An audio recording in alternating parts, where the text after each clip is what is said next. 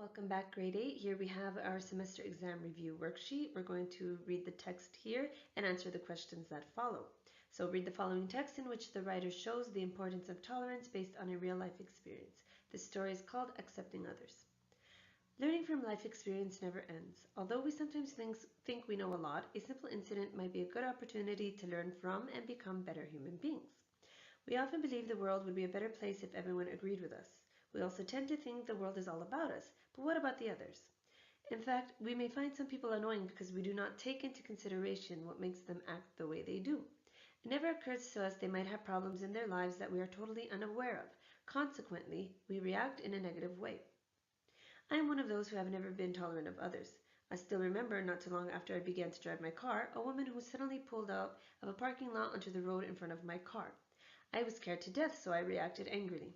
I pulled up very close behind her car, just to show my irritation and let her know she shouldn't have done that. Sitting beside me, my mother told me to turn into the next parking lot. Safely there, she asked me why I had thought that lady had pulled out in front of me. "She is rude and irresponsible," I replied. In a tender voice, Mom looked at me and said maybe she had been late and was distracted by something. Then she advised me to consider all possible reasons that make people behave in such a manner.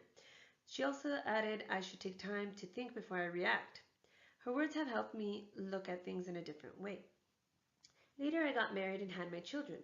My mother's words still pop up into my head whenever such incidents happen. I have also taught my children what I have learned from my mom.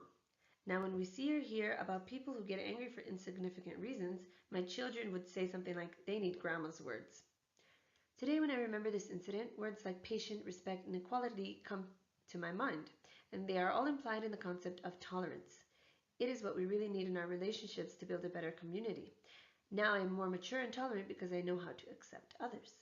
So now let's move on to the questions.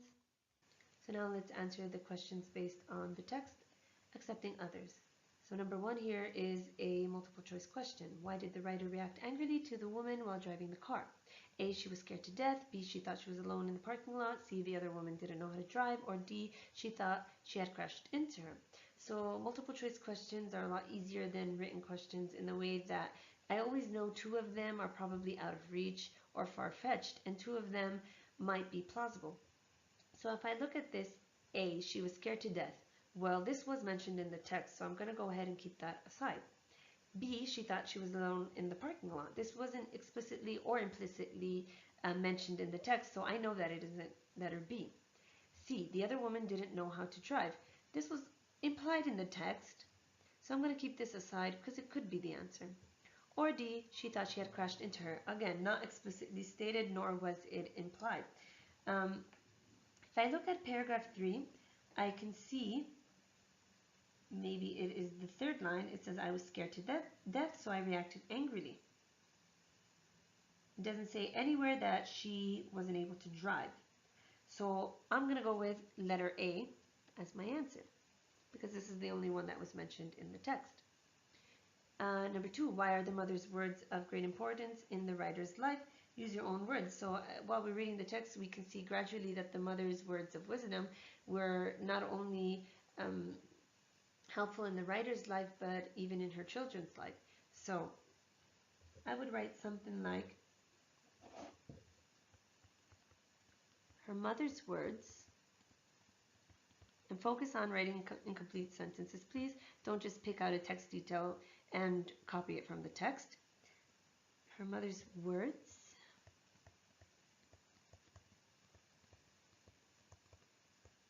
taught her how to be tolerant. Now, tolerant is a very important word because towards the end of the text, it mentions that tolerance is the way to go. And how to make her children tolerant as well.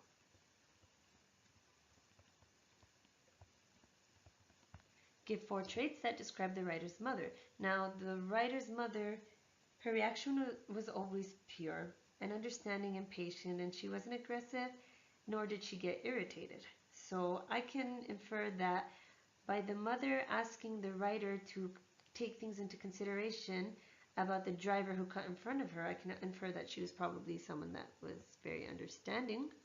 So that's my first trait. Because she didn't get mad, I can assume that she's also very patient.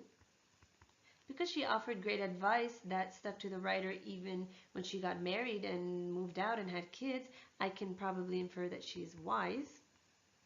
And finally, because she was patient, I can guess that she was probably a very tender and calm woman. So these are 4 traits of the writer's mother. So number 4, what does the writer mean when she states we don't take into consideration what makes them act the way they do?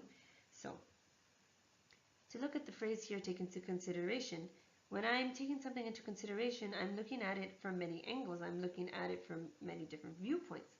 And I'm looking at it in different ways. I'm not just thinking about myself. So what I would write here in my own words is that the words of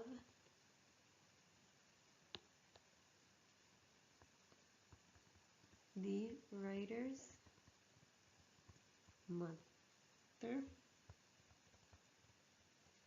helped him or her, look at things in a different way. Okay, so now moving on to number 5.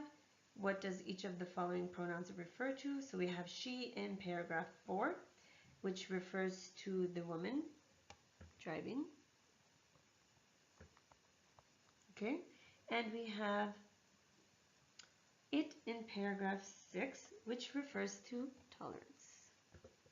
These are very easy to pick out of the text. Number 3, pick out words from the text that have a similar meaning to the given words, not paying attention. So I'm going to go ahead and look at paragraph 2.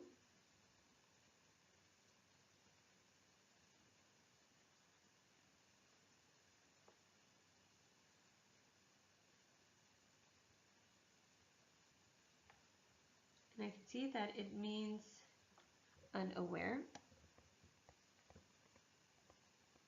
And number 2, anger. I can see that it means irritation. This is when the writer was talking about how irritated she was when the driver cut her off. So now let's move on to vocabulary. Write the letter of the meaning next to the correct word. So we've taken these words many times in your bi-weekly reviews. I'm going to go ahead and skim through them a little bit. Exemplary. Exemplary is someone who is serving a good example to others. Now if you look at the first 2 letters of exemplary, you'll see that it's eggs, EX right there. And you'll see here example has the first 2 letters because that is how they are related to each other. So 2, tedious. Tedious means boring. I find that doing my homework is quite tedious. I find that studying is quite tedious. Okay, so number 3, flustered. When you're flustered, you're not really in a good place. So you're upset and you're confused. Solemn means something serious or sad. Usually maybe you might feel a little bit of solemn after someone's death, or maybe if you got a bad grade or something. 5, immobilized. If I look at this word a little bit closer, I see that the word mobile here is in between or part of it. And I see here im, and I can see from these 2 examples that I just pointed out that it probably means that I can't move. So I'm going to go with letter D, frozen in place, unable to move. And 6, domesticity. Again, if I break the word apart, I'm going to see the word domestic. I know that the word domestic means home. And I'm going to go with letter E, home and family life. So now I want you to produce a sentence of your own using the given vocabulary. I'm not going to go through every single word and give an example. I'm just going to give an example for the first one, which is congregated, and that means together. I really want you to think outside the box and just focus on one thing, and that is the part of speech of the word. So pay attention. If it's a noun, please refer to your vocabulary copybooks, by the way. If the verb is a noun, please use it as a noun. If it's a verb, please use it as a verb. Okay, so let's move on to congregated. Congregated doesn't have neither a positive or negative connotation to it, so you can congregate for a protest or you can congregate for a wedding. So I'm just going to go ahead and say here that the protesters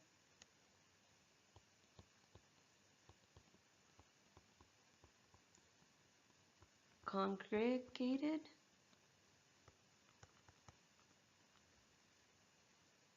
to fight for civil rights. Okay, let's move on. So now moving on to grammar. First I have simple past and past progressive. I need to circle the correct answer. There's no need for you to write the answer on the line provided. Just circle clearly. While I blank, I fell over. So I can see here that I have two clauses and I also have the word while. If I look at my second clause, I can see that it is in the simple past. Now I can clearly see that something interrupted the other, and I can see that it was I fell over. And this is in the simple past. Usually when this happens, the first part is most likely going to be in the past progressive. So I'm going to go ahead and circle was walking. So while I was walking, I fell over. I fell over interrupted my first action. So my dog was hiding in my room when I blank in. Again, this is the same concept, just switched. My past progressive is available right here, was hiding, and I've removed the simple past. So I'm going to go ahead and circle ran. Kate blanked dinner and then did her homework. Now, if you remember correctly from my presentation, this is when you have a simple past and the simple past in the same sentence. So an action did happen before another here. It was not interrupted. So I'm going to go ahead and circle the simple past. While we blanked the house, we made a lot of noise. Now both of your choices are in the past progressive. It's just a matter of understanding the noun before it, or the pronoun before it, which we see here is we, and that is in the plural form. And obviously we would use were dancing, not was dancing. Okay, so now moving on to the simple present and the present progressive. Choose whether the sentence should be in the simple present or present progressive using the verbs in the parentheses. So let's look at number 1. Here I have two missing words. I usually blank a dress, but today I blank jeans. Now I'm going to look at the first clause and I can see the word usually. I know that when something usually or regularly happens, that means that it's probably in the simple present. So I'm going to go ahead and look at my pronoun, which is I, and I'm just going to rewrite the word where, because I wouldn't add an S to the verb if there was a singular pronoun. Now let's look at the second part. But today I blank jeans. Well, I can see that there's a specified time, and I can see that it is today. And I know that this is something that doesn't regularly happen because I'm contradicting the first clause with the word but. So today I, verb to be, am wearing jeans. This is clearly in the present progressive. Now let's look at number 2. Sandra never blank with other children. So this is something that is happening regularly, usually happens. Sandra is never around other children. So obviously this would be in the simple present, because it's not just something that is happening in this moment. If I look at the pronoun, the proper noun here, I can see that she is in the singular form, so it's Sandra. And I would say plays, so I simply just added an S to the verb. Blank have dinner. Well, obviously this is a question, and I'm going to start my question off with do, because again, I don't have a specified time frame here. So I'm asking just in general, do you want to have dinner with me? And I'm not asking in this moment or what she's doing in this moment. So do you want to go have dinner? And finally, number 4, Lisa blank for her exams now. Can you call her later? So I can see here that the word now is the word now here helps me infer that this is in the present progressive, because she's not going to be studying forever. At least I certainly hope she won't be. So I'm going to use the verb to be is here because Lisa is singular. And studying, I will add an ing to study, and now it is in the present progressive. Now the present perfect and present perfect progressive, but the verbs in the correct tense could be in either. So if I look at number 1, the others be always better. So I know when I have a present perfect progressive or anything in the perfect tense and the present perfect tense, I need to use has or have. If I look at the noun here, I can see that it is plural, and if it's plural, I would use the word have. And I also have the word always here, which would go in between. And I have be, so when I have be, I need to use the past participle of the form. So I would write have always been. Number 2, are we not there yet? We blank for hours. Now in this one, you could use either the present perfect or the present perfect progressive simply because there's a specified time. Like if I see here, I have the word for, and it tells me that it's been going on for hours. So I can use either the present perfect or the present perfect progressive. I'm going to go ahead and choose the present perfect progressive just to change things up a bit. Have been walking. Now let's look at number 3, but we blank an area 5 miles so far. If I see here that there is no specified time and I haven't used the words for or since, then I at this moment have no choice but to only use the present perfect, because this is when things become different, because this sentence here is relaying to me that this action is already completed. I've already covered 5 miles. So I'm not doing it anymore. I've already done it. So in this case, this sentence is almost, well, not almost, it is relaying a completed action. So I would use here the present perfect. We have only covered, and again, the verb is in the past. I blank finish just my homework. So again, no specified time, I would use the present perfect.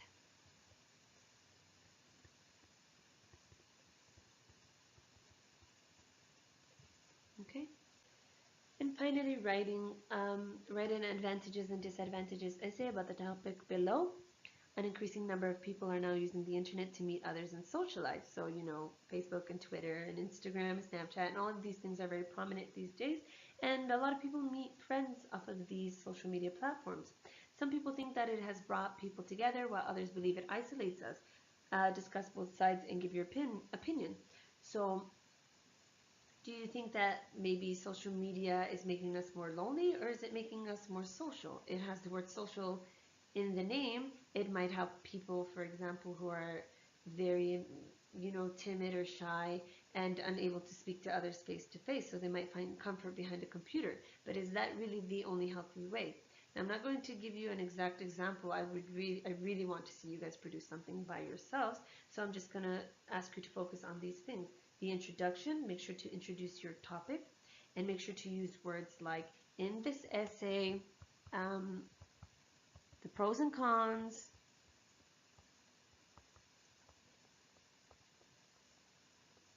and most importantly, do mention the topic.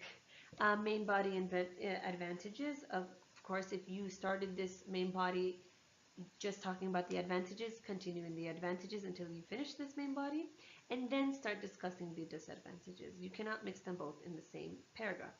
Main body disadvantages, same as the above. And conclusion, you would conclude it the same way you sort of introduced it, and then the last sentence should be your opinion and how you feel about this topic. So good luck, everyone. I can't wait to see what you've produced and what you're going to produce, and good luck on your exams.